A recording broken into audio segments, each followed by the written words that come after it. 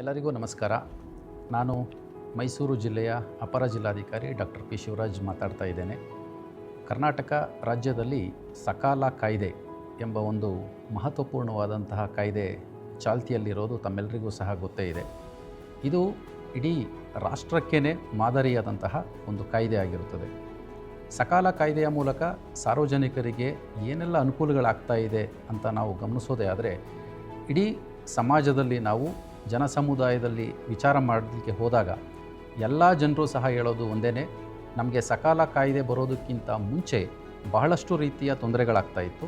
ಸಕಾಲ ಕಾಯ್ದೆ ಬಂದ ನಂತರ ಈಗ ಅದರ ಒಂದು ವಿಲೇವಾರಿ ಪ್ರಮಾಣ ಬಹಳಷ್ಟು ಗಣನೀಯವಾಗಿ ಪ್ರಗತಿ ಕಂಡಿದೆ ಅಂತೇಳಿ.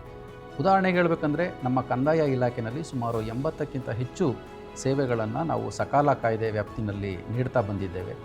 ಇದರ ಮೂಲಕ ಸಾರ್ವಜನಿಕರಿಗೆ ಅವರು ಯಾವಾಗ ಅರ್ಜಿಯನ್ನು ಹಾಕ್ತಾರೋ ಅವರಿಗೆ ವಿತಿನ್ 7 ಡೇಸ್ ಅಥವಾ ವಿತಿನ್ 21 ಡೇಸ್ ಅಂತ ಏನು ನಾವು ಒಂದು ನಿಗದಿತ ಅವಧಿಯಲ್ಲಿ ಸೇವೆಗಳನ್ನು ಕೊಡ್ತಾ ಇದ್ದೇವೆ. ಇದರಿಂದ ಸಾರ್ವಜನಿಕರಿಗೆ ಬಹಳಷ್ಟು ರೀತಿಯ ಅನುಕೂಲಗಳಾಗ್ತಾ ಇದೆ.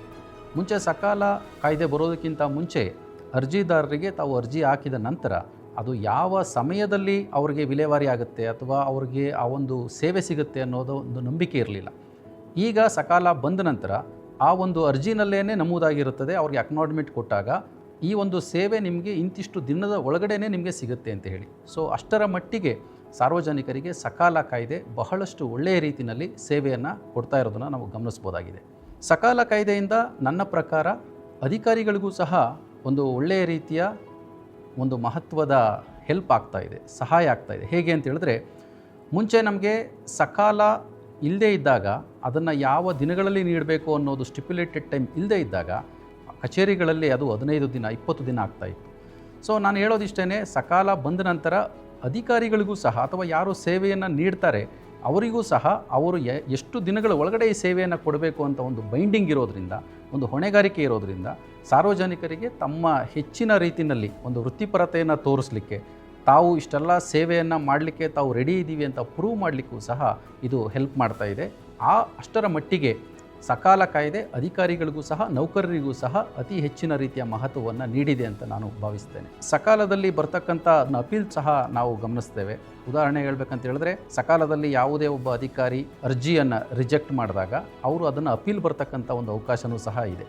ಒಬ್ಬ ಕೆಳಹಂತದ ಅಧಿಕಾರಿ ರಿಜೆಕ್ಟ್ ಮಾಡಿದಾಗ ಅವರ ಮೇಲಿನ ಅಧಿಕಾರಿಗಳಿಗೆ ನಮ್ಮ ಸಾರ್ವಜನಿಕರು ಒಂದು ದೂರನ್ನು ಕೊಡ್ತಾರೆ. ಅದನ್ನು ಅಪೀಲ್ ತಗೊಂಡು ಅದು ಮತ್ತೆ ಹೇಗೆ ವಿಲೇವಾರಿ ಮಾಡಬೇಕು, ಅವರಿಗೆ ನ್ಯಾಯವನ್ನು ಒದಗಿಸ್ಕೊಡ್ಬೇಕು, ಆ ನಿಟ್ಟಿನಲ್ಲೂ ಸಹ ಸಕಾಲ ಕಾಯ್ದೆ ಒಂದು ಹಂತದ ಮತ್ತೊಂದು ಸ್ಕ್ರೀನಿಂಗನ್ನು ಸಹ ಮಾಡುತ್ತೆ.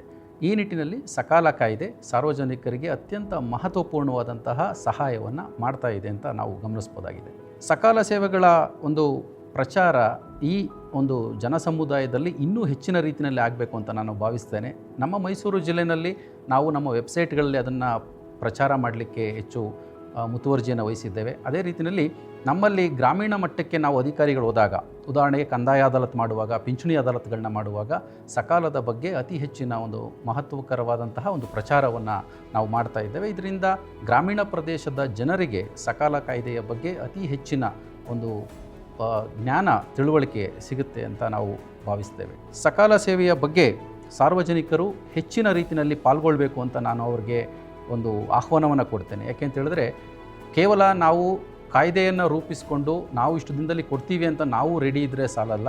ಸಾರ್ವಜನಿಕರೂ ಸಹ ಅದೇ ಒಂದು ಸಕಾಲ ವ್ಯಾಪ್ತಿನಲ್ಲಿ ಬಂದು ಅವರು ಅರ್ಜಿಯನ್ನು ಸಕಾಲದಲ್ಲೇ ಹಾಕಿ ಪೋರ್ಟಲ್ನಲ್ಲಿ ಅವರಿಗೆ ಇಂತಿಷ್ಟು ದಿನಗಳಲ್ಲಿ ಸಿಗುತ್ತೆ ಅಂತ ಒಂದು ನಂಬಿಕೆಯ ಮೇಲೆ ಎಲ್ಲ ಡಾಕ್ಯುಮೆಂಟ್ಗಳನ್ನ ಕರೆಕ್ಟಾಗಿ ಅವರು ಅಪ್ಲೋಡ್ ಮಾಡಿದಾಗ ನಮಗೂ ಅಧಿಕಾರಿಗಳಿಗೂ ಸಹ ಅದರಿಂದ ಹೆಚ್ಚಿನ ರೀತಿಯಲ್ಲಿ ಹೆಲ್ಪ್ ಆಗುತ್ತೆ. ಯಾಕೆ ಅಂತ ಹೇಳಿದ್ರೆ, ಅವರು ಏನೆಲ್ಲ ಡಾಕ್ಯುಮೆಂಟ್ಸ್ಗಳನ್ನು ಅಪ್ಲೋಡ್ ಮಾಡಿರ್ತಾರೆ ಅದನ್ನು ಶೀಘ್ರದಲ್ಲೇ ಒಂದು ವೆರಿಫಿಕೇಷನನ್ನು ಮಾಡಿ ಅದನ್ನು ಸ್ಟಿಪ್ಯುಲೇಟೆಡ್ ಟೈಮಲ್ಲಿ ನಾವು ಸರ್ವಿಸ್ ಡೆಲಿವರ್ ಮಾಡಲಿಕ್ಕೆ ಅನುಕೂಲ ಆಗುತ್ತೆ ಅಂತ ಹೇಳ್ತಾ, ಸಾರ್ವಜನಿಕರು ಸಕಾಲ ಕಾಯ್ದೆಯಲ್ಲಿ ಅತಿ ಹೆಚ್ಚಿನ ರೀತಿಯಲ್ಲಿ ಅರ್ಜಿಗಳನ್ನು ಹಾಕಬೇಕು. ಆ ಮೂಲಕ ತಮ್ಮ ಎಲ್ಲ ಸೇವೆಗಳನ್ನು ನಿಗದಿತ ಅವಧಿನಲ್ಲಿ ಪಡ್ಕೋಬೇಕು ಅಂತ ಹೇಳ್ತಾ, ಈ ಮೂಲಕ ನಮ್ಮ ರಾಜ್ಯಕ್ಕೆ, ನಮ್ಮ ಸರ್ಕಾರಕ್ಕೆ ಮತ್ತು ಇಡೀ ನಮ್ಮ ಆಡಳಿತ ವ್ಯವಸ್ಥೆಗೆ ತಾವು ಕೈ ಜೋಡಿಸಬೇಕು ಅಂತ ಕೇಳ್ಕೊತೇನೆ. ಎಲ್ಲ ಸಾರ್ವಜನಿಕರಿಗೆ ಅನುಕೂಲ ಆಗ್ತಕ್ಕಂಥ ಈ ಸಕಾಲ ಕಾಯ್ದೆಯನ್ನು ತಾವೆಲ್ಲರೂ ಸಹ ಬಳಸ್ಕೋಬೇಕು ಅಂತ ನಾನು ತಮ್ಮೆಲ್ಲರನ್ನೂ ಸಹ ಆಹ್ವಾನಿಸ್ತೇನೆ. ಮೈಸೂರು ಜಿಲ್ಲೆಯಲ್ಲಿ ಕೆಲವೊಂದು ವಿದ್ಯಾರ್ಥಿಗಳು ನಮ್ಮ ಬಳಿ ಬರ್ತಾರೆ. ನಾಳೆ ಯಾವುದಾದ್ರೂ ಒಂದು ಎಕ್ಸಾಮಿನೇಷನ್ಸ್ಗೆ ಲಾಸ್ಟ್ ಡೇಟ್ ಇರುತ್ತೆ. ಅವ್ರಿಗೆ ಕ್ಯಾಸ್ಟ್ ಸರ್ಟಿಫಿಕೇಟ್ ಬೇಕಾಗಿರುತ್ತೆ ಅಥವಾ ಸ್ಟಡಿ ಸರ್ಟಿಫಿಕೇಟ್ ಬೇಕಾಗಿರುತ್ತೆ. ಈ ರೀತಿಯ ಹಲವಾರು ಸರ್ಟಿಫಿಕೇಟ್ಗಳನ್ನು ನಿಗದಿತ ಅವಧಿ, ಇನ್ನೊಂದು 2 ದಿನ ಇದೆ ಎಕ್ಸಾಮಿನೇಷನ್ಗೆ ಅಥವಾ ಇನ್ನೊಂದು 2 ದಿನ ಇದೆ ಲಾಸ್ಟ್ ಡೇಟ್ಗೆ ಅಂದಾಗ ನಮ್ಮ ಹತ್ರ ಬರ್ತಾರೆ. ಸೊ ಆ ಟೈಮ್ನಲ್ಲಿ ನಾವು ಸಕಾಲದಲ್ಲಿ ಅರ್ಜಿಯನ್ನು ಸ್ವೀಕಾರ ಮಾಡಿ ಕೇವಲ 1 ದಿನದಲ್ಲಿ ನಾವು ಆದಾಯ ಮತ್ತು ದೃಢೀಕರಣ ಪ್ರಮಾಣ ಪತ್ರಗಳಿರ್ಬೋದು ಅಥವಾ ಬೇರೆ ಬೇರೆ ಸರ್ಟಿಫಿಕೇಟ್ಗಳಿರ್ಬೋದು, ಇದನ್ನೆಲ್ಲ ಕೊಟ್ಟಂತಹ ಉದಾಹರಣೆಗಳಿದೆ. ಇದ್ರ ಮೂಲಕ ನಾನು ಹೇಳೋದಿಷ್ಟೇ, ಸಕಾಲದಲ್ಲಿ ಕೇವಲ 1 ದಿನದಲ್ಲೂ ಸಹ ನಾವು ಸರ್ಟಿಫಿಕೇಟ್ಗಳನ್ನ ನೀಡಿದಂತಹ ಉದಾಹರಣೆಗಳಿದೆ. ಆ ಮೂಲಕ ಸಕಾಲವನ್ನು ನಾವು ಇಂಪ್ಲಿಮೆಂಟ್ ಮಾಡಿರೋದ್ರಿಂದ ಅವರೆಲ್ಲರ ಜೀವನದಲ್ಲಿ ಅದೊಂದು ಗೋಲ್ಡನ್ ಟೈಮ್ ಅಂತ ಏನಿದೆ ಅದನ್ನು ಅವರು ಬಳಸ್ಕೊಳ್ಳಿಕ್ಕೆ ಸಾಧ್ಯ ಆಯಿತು. ಇದೆಲ್ಲ ಕ್ರೆಡಿಟ್ ಸಹ ಸಕಾಲ ಕಾಯ್ದೆಗೆ ಹೋಗುತ್ತೆ.